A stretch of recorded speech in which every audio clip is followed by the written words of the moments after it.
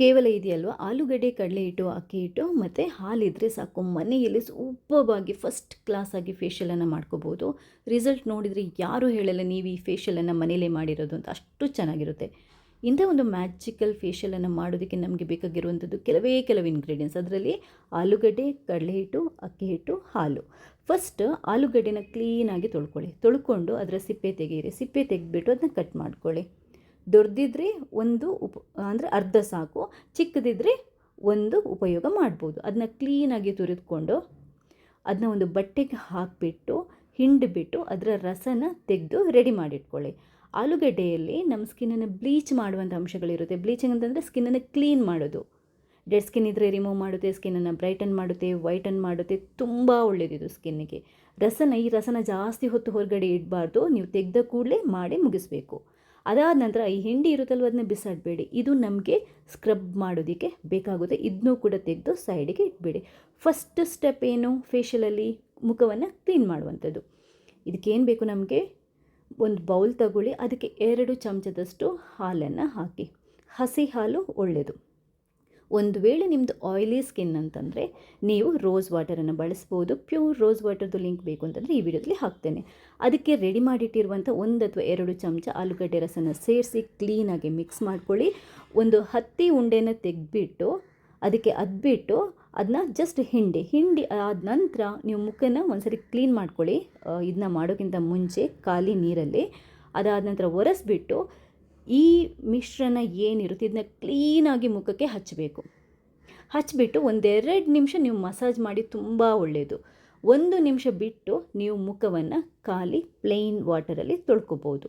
ಹಾಲು ಮತ್ತು ಆಲೂಗಡ್ಡೆ ರಸ ಇದೆಯಲ್ವ, ಅದು ಮುಖವನ್ನು ನಮ್ಮ ಡೀಪ್ ಕ್ಲೀನ್ ಮಾಡುತ್ತೆ ಮತ್ತು ಮುಖನ ಬ್ರೈಟ್ ಮಾಡುತ್ತೆ. ಇಮ್ಮಿಡಿಯೇಟಾಗಿ ನಿಮಗೆ ಅದರ ರಿಸಲ್ಟ್ ಗೊತ್ತಾಗುತ್ತೆ. ಒಂದು ಸರಿ ನೀವು ಇದನ್ನ ಹಚ್ಚಿಬಿಟ್ಟು ಕ್ಲೀನ್ ವಾಟರ್ಲಿ ಮುಖನ ತೊಳಿತೀರಲ್ವ, ಆವಾಗಲೇ ನಿಮಗೆ ಮುಖ ತುಂಬ ಕ್ಲೀನ್ ಆದಾಗ ಅನಿಸುತ್ತೆ.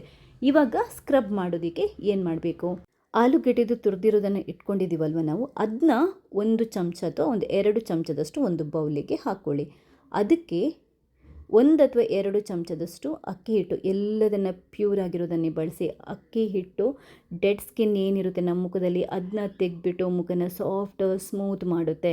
ಇದಕ್ಕೆ 1 ಅಥವಾ 2 ಚಮಚದಷ್ಟು ಹಾಲು ಅಥವಾ ರೋಸ್ ವಾಟರ್. ಆಯಿಲ್ ಸ್ಕಿನ್ ಆದರೆ ರೋಸ್ ವಾಟರನ್ನು ಬಳಸಿ. ಆಯಿಲ್ ಸ್ಕಿನ್ ಆದರೆ ಮತ್ತೆ ಹೇಳ್ತಾ ಇದ್ದೇನೆ, ಮ್ಯಾಜಿಕಲ್ ಇಂಗ್ರೀಡಿಯೆಂಟ್ ನಿಮ್ಮ ಸ್ಕಿನ್ ಇನ್ಸ್ಟೆಂಟ್ ಬ್ರೈಟನ್ ಮಾಡುವಂಥದ್ದು ಏನು ಅಂತಂದರೆ ಒಳ್ಳೆ ಕ್ವಾಲಿಟಿಯ ಕಾಫಿ ಪೌಡರ್ ಹಾಕಿ ಅದಕ್ಕೆ ಮೇಯ್ನ್ ಆಲೂಗಡ್ಡೆ ರಸ ಕೂಡ ಸೇರಿಸಬೇಕು.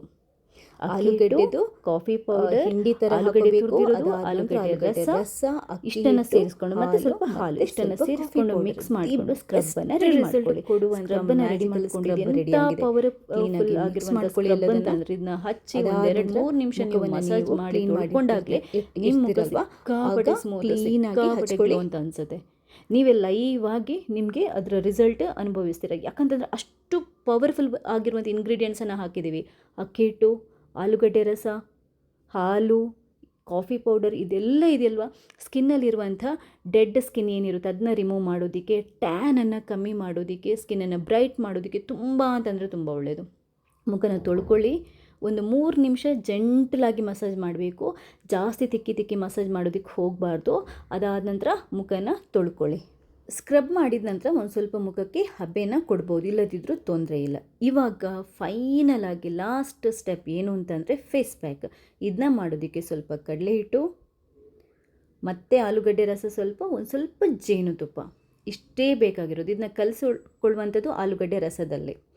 ಕ್ಲೀನಾಗಿ ಪೇಸ್ಟ್ ಥರ ರೆಡಿ ಮಾಡ್ಕೊಳ್ಳಿ. ಮಿಕ್ಸ್ ಮಾಡಿಕೊಂಡು ಈ ಥರ ಬ್ಯೂಟಿಫುಲ್ ಆಗಿರುವಂಥ ಅದ್ಭುತವಾಗಿರುವಂಥ ಫೇಸ್ ಪ್ಯಾಕ್ ರೆಡಿಯಾಗಿದೆ. ಎಷ್ಟು ಗ್ಲೋ ಕೊಡುತ್ತೆ ಸ್ಕಿನ್ನಿಗೆ, ಎಷ್ಟು ಚೆನ್ನಾಗಿ ಮಾಡುತ್ತೆ ಅಂತಂದರೆ ನೀವು ಮನೇಲಿ ಒಂದ್ಸರಿ ಮಾಡಿದರೆ ನಿಮಗೆ ಗೊತ್ತಾಗುತ್ತೆ. ಯಾಕಂತಂದರೆ ನಾನೊಂದು ಸ್ವಲ್ಪ ರಿಸರ್ಚ್ ಮಾಡಿದ್ನ ಒಂದ್ಸರಿ ಟ್ರೈ ಮಾಡಿದಾಗ ನನಗೆ ಆಶ್ಚರ್ಯ ಆಯಿತು. ಇದರ ರಿಸಲ್ಟ್ ನೋಡಿ ಅಷ್ಟು ಅದ್ಭುತವಾಗಿದೆ. ಸ್ಕ್ರಬ್ ಮಾಡಿ ಆದ ನಂತರ ಮುಖ ತೊಳ್ಕೊತೀರಲ್ವ, ಹಬೆಗೆ ಇಟ್ಕೋಬೋದು. ಅದಾದ ನಂತರ ಈ ಫೇಸ್ ಪ್ಯಾಕನ್ನು ರೆಡಿ ಮಾಡಿಕೊಂಡು ಕ್ಲೀನಾಗಿ ಮುಖಕ್ಕೆ ಹಚ್ಕೊಳ್ಳಿ. ಕ್ಲೀನಾಗಿ 1 ಅಥವಾ 2 ಲೇಯರ್ ಕೋಟ್ ಮಾಡ್ಕೊಳ್ಳಿ. ಅದಾದ ನಂತರ ಅದೊಂದು 80% ಡ್ರೈ ಆಗಬೇಕು. ಕಂಪ್ಲೀಟ್ 100% ಡ್ರೈ ಆಗೋ ತನಕ ಫೇಸ್ ಪ್ಯಾಕನ್ನು ಯಾವತ್ತೂ ಬಿಡಬಾರ್ದು, ಮತ್ತು ಸ್ಕಿನ್ ಓವರ್ ಡ್ರೈ ಆಗೋಗುತ್ತೆ. ಆದ್ದರಿಂದ 80% ಅಷ್ಟು ಡ್ರೈ ಆಗೋ ತನಕ ಬಿಟ್ಟಾದ ನಂತರ ಕ್ಲೀನಾಗಿರುವಂಥ ನೀರಲ್ಲಿ ತೊಳ್ಕೊಳ್ಳಿ. ಮುಖನ ಟಚ್ ಮಾಡಿ ನೋಡಿ ಎಷ್ಟು ಸೂಪರ್ವಾಗಿರುತ್ತೆ ಅಂತ. ಕ್ಲೀನಾಗಿ ಒರೆಸ್ಕೊಳ್ಳಿ. ಮುಖನ ಟಚ್ ಮಾಡಿ ನೋಡಿ ಎಷ್ಟು ಸ್ಮೂತಾಗಿರುತ್ತೆ ಅಂತ.